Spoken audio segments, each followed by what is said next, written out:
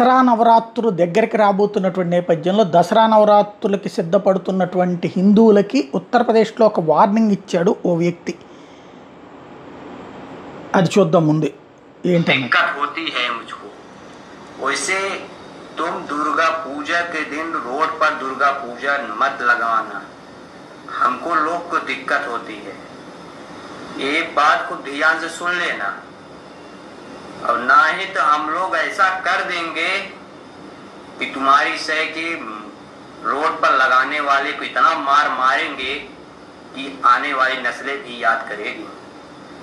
ये इतना शेयर करना मुसलमानों कि जहिया अन भक्तों को लगे पहुंच जाए, योगी को लगे बात पहुंच जाए।